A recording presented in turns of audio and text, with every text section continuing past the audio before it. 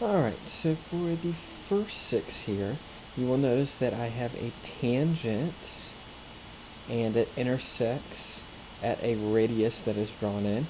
Remember, when you have a tangent that intersects the radius, it is going to be perpendicular. So all of these are going to be right triangles.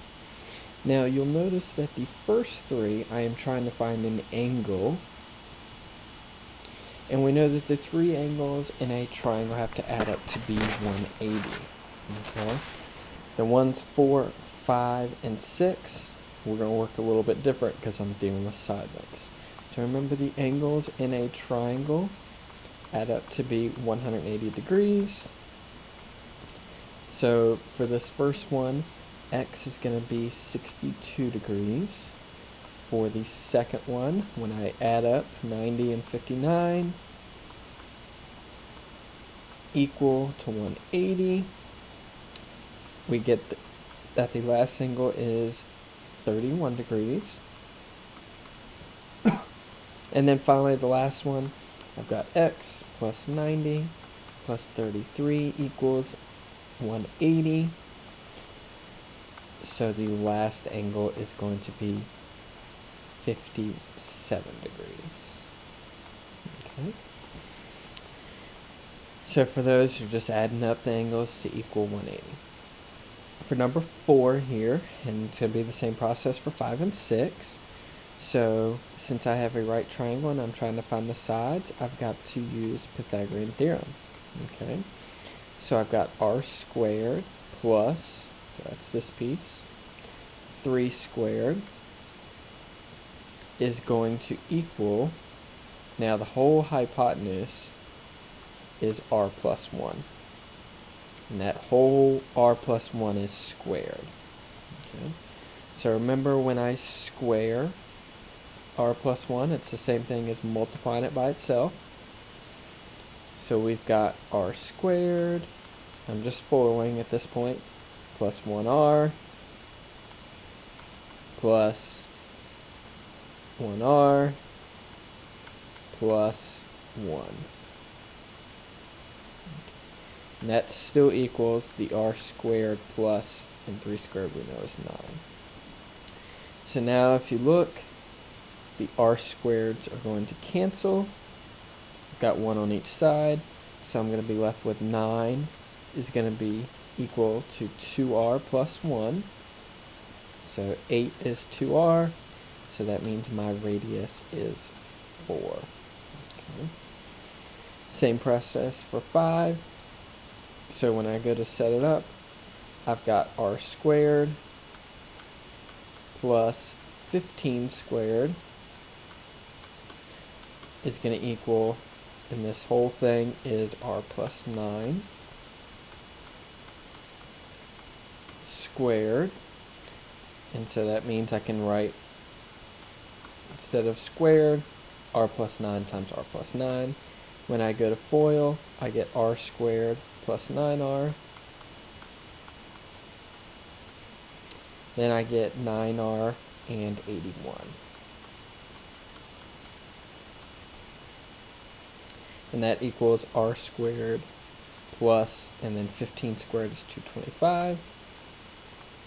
Again, you'll notice that the r squares will cancel. So I am just left with 225 equal to 18r plus 81. When I subtract, you're going to end up getting that, let's see, 144 equals 18r. So that means r is going to be, let's see, 144 divided by 18. Let's see, that should be 8.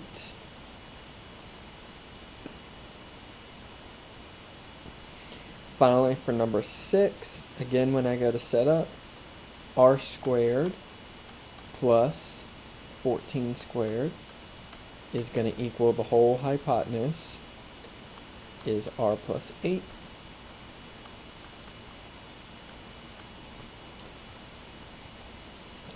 So that means that's the same thing as r plus 8 being multiplied again. So I'm left with r squared plus 196 is going to equal r squared. I'm going to go ahead and combine like terms, but we know it's 8r and 8r. So 16r plus 64. R squareds cancel again.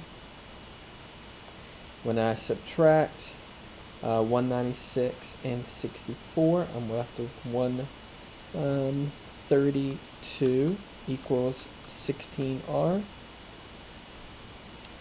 And when I divide, let's see, I'm going to pull up my calculator here. We get 132 divided by 16 is 8 1/4, so 8.25. Okay. For 7, 8, and 9, the key is when you've got two tangents that intersect at one point outside the circle, that means that both tangents are going to be equal. So I've got 6 and 6, 3 and 3, 8 and 8. So to find the perimeter, 6 plus 6 plus 8 plus 8 plus 3 plus 3. You should get a perimeter equal to 34 centimeters here. For number 8 here, same thing. 4 and 4, 6 and 6, 7.5 and 7.5. So you should get a perimeter of 35 feet. Last one here, 7 and 7, 8.75, 8.75, 5.25, 5.25, 3.5, and 3.5. So we get, when we add these up, let's see, 7 plus 14 is 21, plus 14 and 14, let's see, 21 and 28, so it should be 49 centimeters. Okay. So you're just adding up all those sides. For the next section, so we're looking at 12.2, this is what we went over last class.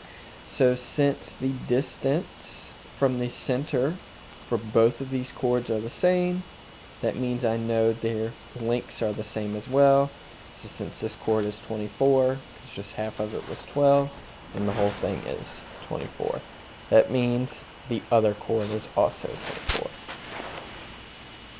Kind of the converse here.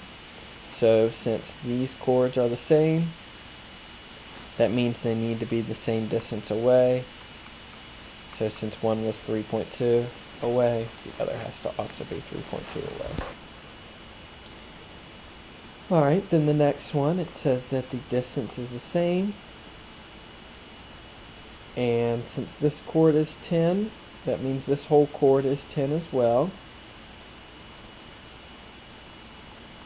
Which means x is half of the 10, so it's just going to be 5.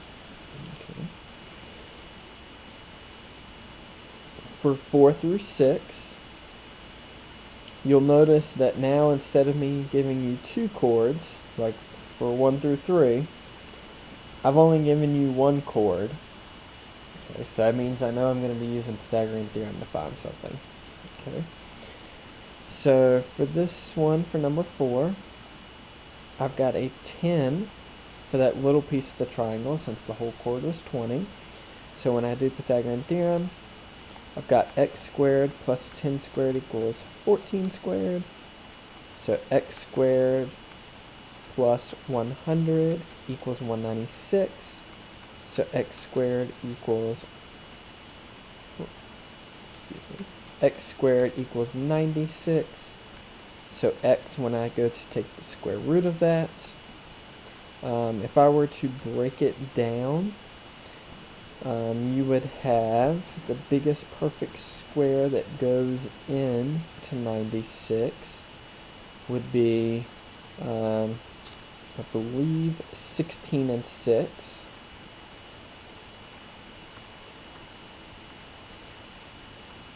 So you would get 4 square roots of 6 when you break that down. The decimal is, I know it's a little bit under 10. Let's see here. 9.8. Okay. So since I said to the nearest tenth, I would have allowed you on this one to do the decimal. Okay. For 5 here, I need to find this missing side. So I've got a squared plus 9 squared equals 12 squared. Remember, your hypotenuse is always the longest side. So I've got a squared plus 81 equals 144. When I subtract, you get a squared equals 43, or excuse me, 63. So when I go to take the square root, you get 3 square roots of 7 when you go to break it down. 9 and 7. 9 breaks down on the 3 and 3. Now, since x is the whole thing, I have to multiply by 2, so you get 6 square roots of 7. So that is in decimal form. Let's see, guessing a little bit over 11.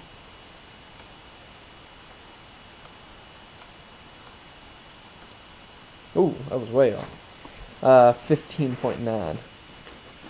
So 15.9.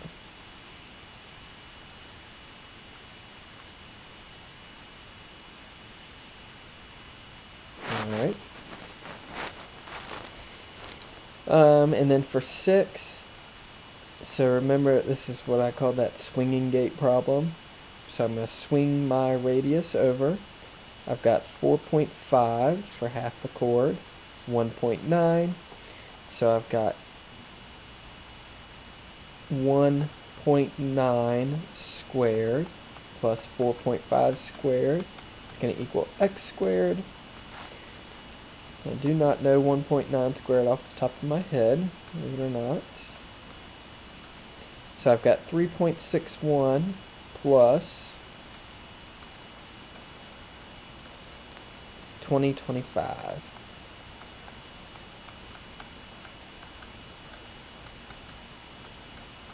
So when I combine these, I get 23.9 or 86. Sorry, it's a late night, right? And when I go to take the square root,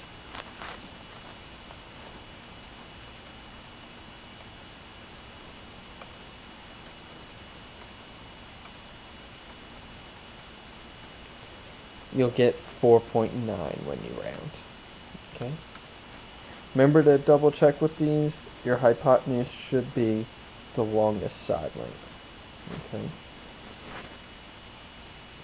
Alright, for 7, 8, and 9, you're doing the exact same way. I'm just plugging in a different C, R, and D. Okay. So for the first one, we're trying to find C. So I got a squared plus 1 squared equals 6 squared, because the radius is always your hypotenuse. So a is going to be the square root of, so I got 36 minus 1.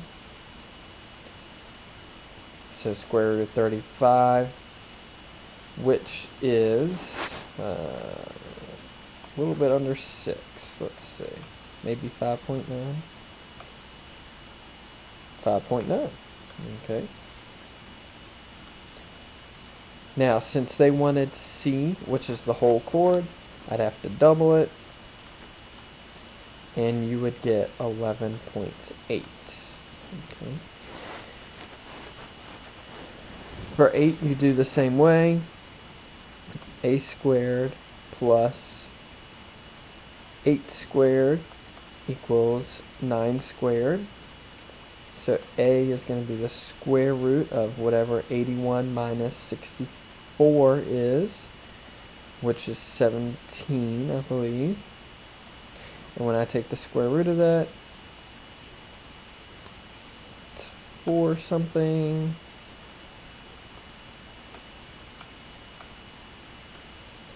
.1.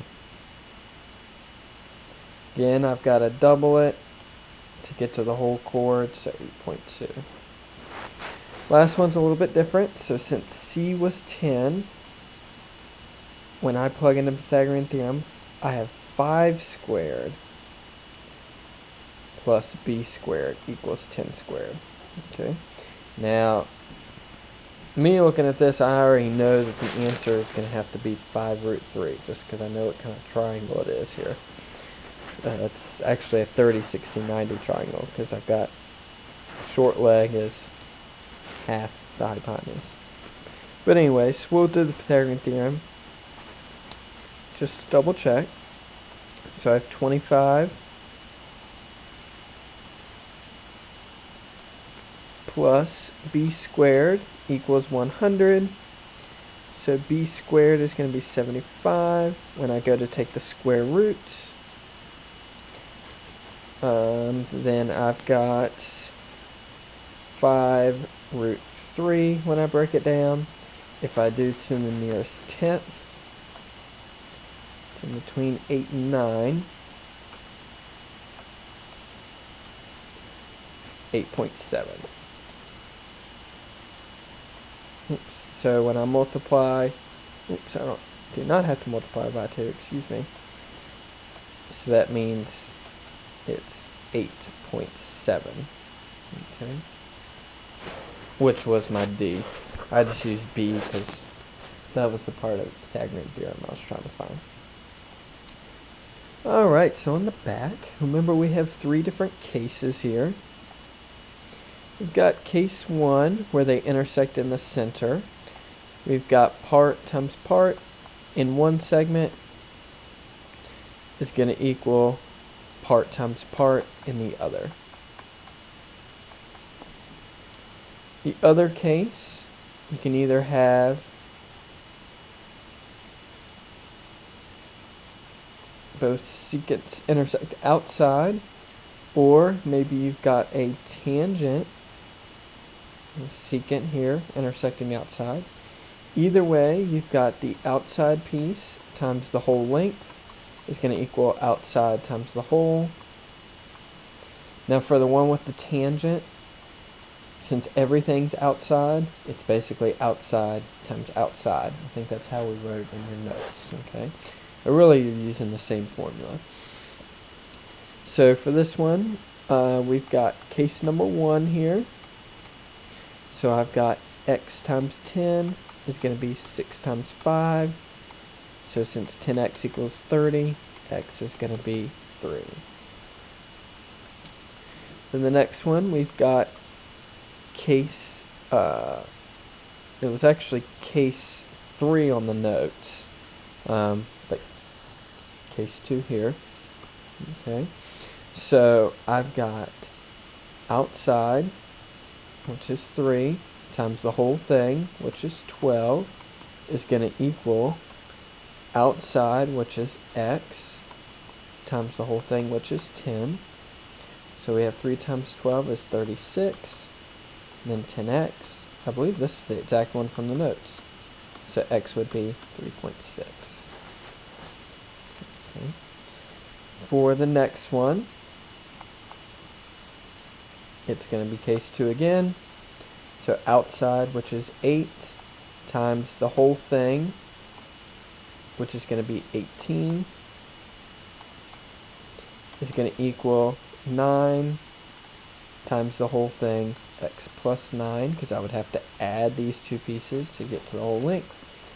So 8 times 18, it's going to give us, let's see, 80 plus 64, so 144.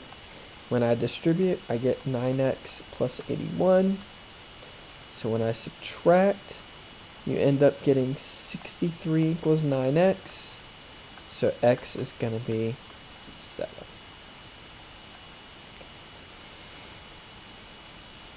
For the ones below, basically you just work at one variable at a time. So you're dealing with 2 segments at a time. So I'm going to first find y because I think it's going to be easier.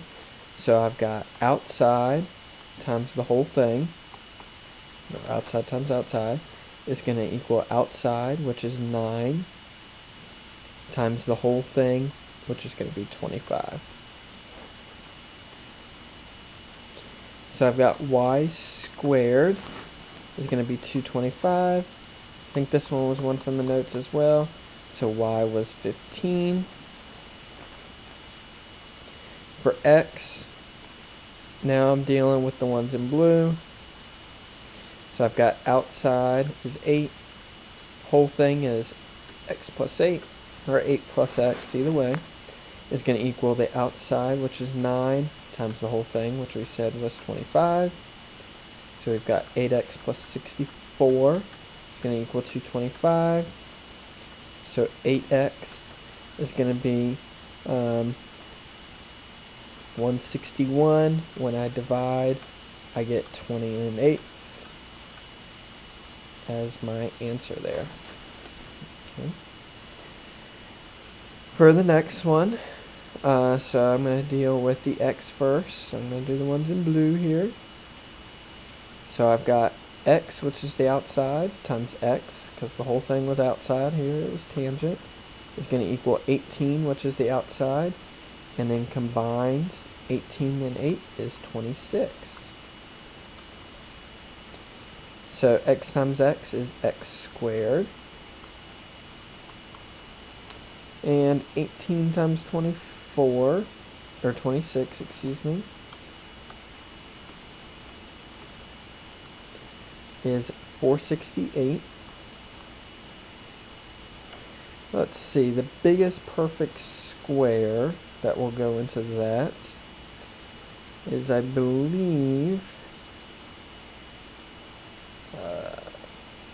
let's see, 36. Let's try. Aha, yes. So x squared is going to be 36 and 13. So when I go to take the square root of 36 is 6. And I'm going to be left with root 13. Could have also done the factor tree here. But I know the pre-AP class you've been doing perfect squares. Okay. To find y, so now I'm dealing with the ones in pink. Oops, it's not pink. This is pink, or purple. Purple, I guess, not really pink. So if I can avoid using x, I try to, just in case I messed up somewhere with x. That way I don't mess up with y as well. So if I can avoid it, I'm going to try it. So we've got outside is 10. The whole thing is 10 plus y, or y plus 10, either way. And then in the other one, I've got 18 is the outside, and then 26 for the whole thing. So I get 10y plus 100 is going to be 468. So 10y is going to be 368. So y is going to be 36.8. The last one here, so there's a shortcut with y. So since these are both tangents of congruent circles and they meet at the same point, they are going to be equal. Okay. Could have also done all the work with outside times outside equals outside times outside. Either way you would go. To find x, so now I've got outside, which is 8, times the whole thing, which is 8. And I'm looking at this segment. It's going to equal outside, which is 6, and then x plus 6, which is the whole thing. So 64 equals 6x plus 36. So when I subtract, I get 28 equals 6x. So x is 28 over 6. If if I were to reduce that fraction, it's 14/3. And for you folks that like decimals, you should get 4.6 repeating, so 4.7. Okay. Alright, almost at the end here. Alright, so the arc measure, remember that is always in degrees, and it's always equal to the central angle. Okay, so we're going to kind of split this up. We're going to have measures, and then lengths. Lengths are like in feet or inches. So VST. So remember there's 360 degrees in a circle. I've already used up 90 and 90 here. And I've also used up 114, which means for this little piece, in half a circle, it's going to be 180. So since I have 114 for this half, the other piece is going to be 180 minus 114, which is 66. So to find VST, it's going to be 90 plus 66, which is 156. Okay. To find the length, you do your angle over 360 times 2 pi r, because 2 pi r is your whole circumference. Now I'm just trying to find this piece. So you have 156 over 360 times 2 times your radius, which is 12. And we're going to leave it in terms of pi, so I'm not going to multiply pi out. So I'm going to have 156 divided by 360 times 2 times 24, times 12, excuse me. And 10.4 pi, remember you can change it to a fraction by pressing math. First one is fraction. So we get 10.4 pi, 10.4 pi, or 52 over 5 pi. Okay. For UV, so we went 90 degrees. So now I've got 90 over 360 times 2 r times my pi. So when I multiply those out, you'll end up getting 6 pi. Okay. For VUT, so it's a major arc, so I'm going 90 plus the 114, because now I'm going the long way here. So I'm going 134 degrees. So 134 over 360 times 2 times 12 times pi. I do not know that off the top of my head. So 134 divided by 360 times 2 times 12 is 24. So it's 8.9, and then with the 3 repeating, which is 134 over 15 pi. Quite an answer. Alright, then finally for SVT, so S to V, so I've gone 90 so far, and then all the way to T, so I've got another 90 and a 114. So basically I've gone the whole 360 except for that little piece of 66. So I've gone 294 degrees. So I've got 294, which is your angle, over 360 times 2 times your radius times pi. So 294 divided by 360 times 24. So 19.6, which is 98 over 5 pi. Okay, so you can have either one there.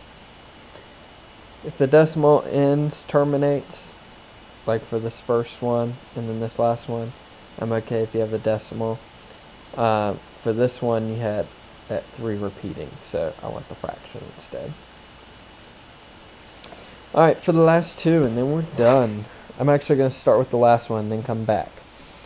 So, I'm trying to find the area, so that means I've got to do angle over 360. Now, the area formula for a circle is pi r squared. In this case, the r is 12, because the whole diameter is 24. So, I've gone 180 degrees for the first half, plus 120. So, that means I've got 300 degrees, because I've gone everything but that 60, times pi times 12 squared. So when I go to do this, I know it'll be a whole number. At least I'm pretty certain it will be. So 300 times 12 squared divided by 360. We're not going to multiply pi in. It is a whole number. I'm going to have 120 pi, and that's meters squared, since I'm talking about area. Now, for the next to last one, though, I don't just have a quarter of the circle. If I did, I would just follow the normal formula. Angle over 360 times pi times r squared. So 90 over 360 times 100 is going to be 25 pi. Now, the problem is I've got to subtract out the area of that triangle. So the area of the triangle, remember, is 1/2 base times height. So since it's an isosceles triangle, both radiuses are the same.